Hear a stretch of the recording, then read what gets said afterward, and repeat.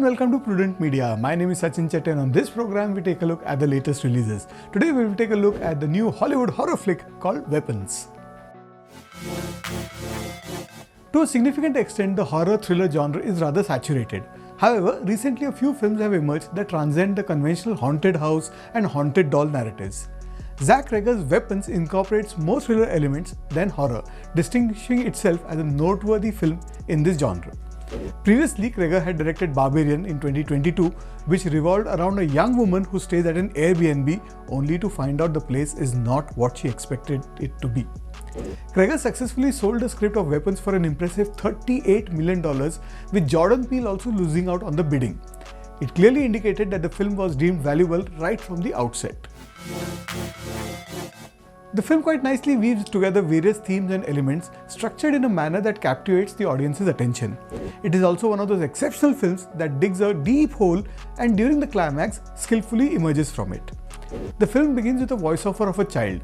One fine day in a small town classroom, only one student attends the class, accompanied by the teacher named Justin, played by Julia Garner. The rest of the kids are not there. Eventually they discover that 17 children have mysteriously vanished. They left their homes voluntarily precisely at 2:17 a.m. at night. Justin becomes the target of the parents' suspicion, who believe that she is concealing some information. The movie is structured in chapters named after the characters, transitioning seamlessly from one protagonist to another. Josh Brolin portrays Archer, a mooning father who harbors suspicions about Justin and is resolute in uncovering the truth. Justin also meets a police officer, Paul, played by Alden Ehrenreich, with whom she shares a complicated past.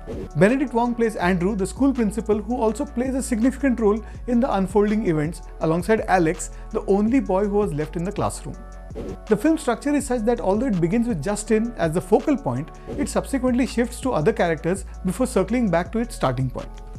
It resembles a jigsaw puzzle with intricately shaped pieces. While they may appear intricate, there is a reassuring quality to the storytelling that suggests everything will eventually fit nicely together. In addition to the clever writing, despite a couple of jump scares, the filmmaking is highly competent. The action scene in the climax with the characters running amok is brilliantly shot, some of it in slightly long takes.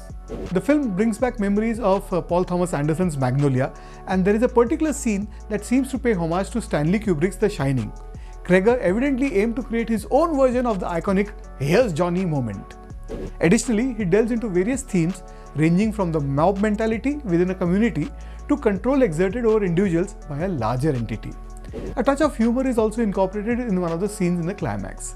All in all, Weapons is a refreshing film that has thrills and the chills. I'm going to go with 4 out of 5 stars for this horror thriller called Weapons. Well, that's what I thought of Weapons that was released this week. Do let us know what you think, and I'll be back with you next week with more movie reviews. Till then, it's goodbye from me.